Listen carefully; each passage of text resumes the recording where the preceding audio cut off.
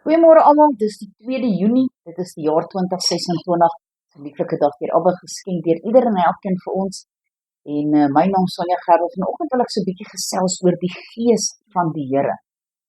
Nou, vir die Jode was 'n geslagsregister uiters belangrik, en ons sien ook daar in Matteus in die Nuwe Testament, dat dit begin met die geslagsregister van Jesus, die bloedlyn tot by Abraham, Isak en Jakob, en dit bewys inderdaad dat Jesus wel 'n Jood was, om sodoende sy geloofwaardigheid by die Joodse gehoor te bevestig.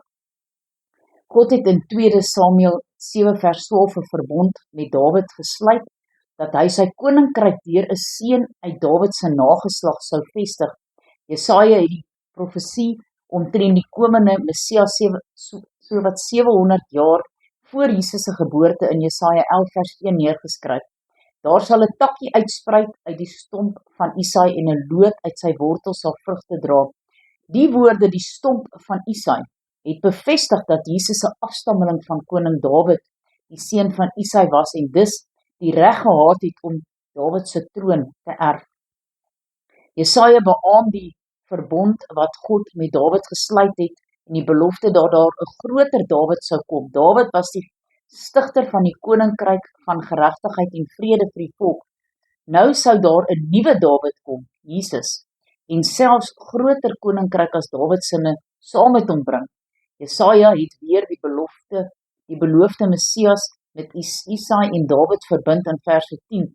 En in die dag sal die nasies vra na die wortel van Isaai, wat daar staan as 'n banier van die volke. Toe Paulus in die Nuwe Testament aan die Romeine geskryf het, het hy hierdie titel, die wortel van Isaai, gebruik om na Jesus te verwys.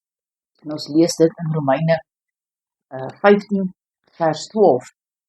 En Jesaja sê ook, die wortel van Isaai sal daar wees, en hy wat opstaan om oor die nasies te heers, op hom sal die nasies hoop. Halleluja. En ons hoop is gevestig in Jesus Christus. Jesaja 11 vers 1 en 2 sê, maar daar sal 'n takkie uitspruit uit die stomp van Isaai, en 'n loot uit sy wortel sal vrugte dra, en op hom sal die gees van die Here rus, die gees van wysheid en verstand, die gees van raad en sterkte, die gees van kennis en van die vrees van die Here.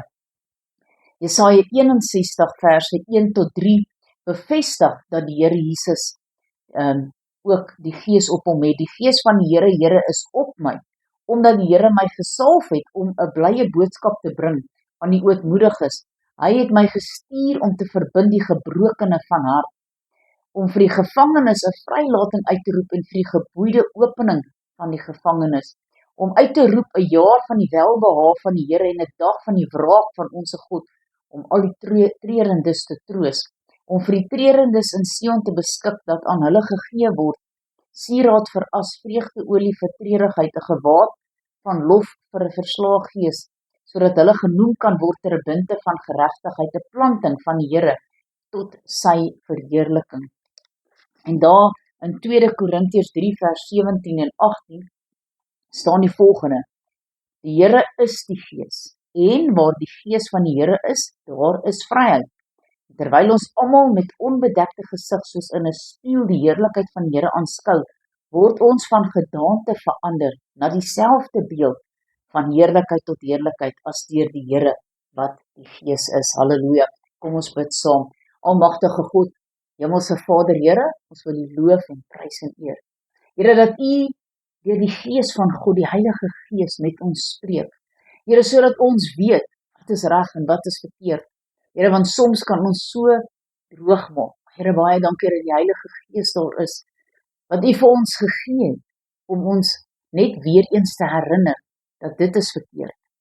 Baie kere weet ons dat iets verkeerd is, maar ons gaan nog en ons doen dit. Here, kom ons vanoggend en vra, Here, vergewe ons bely en erken, dat U is God bo alles. Dankie vir U lewe, wat U vir ons gegee het, 'n stukkie daarvan, die Heilige Gees, sodat ons in geregtigheid kan wandel voor U.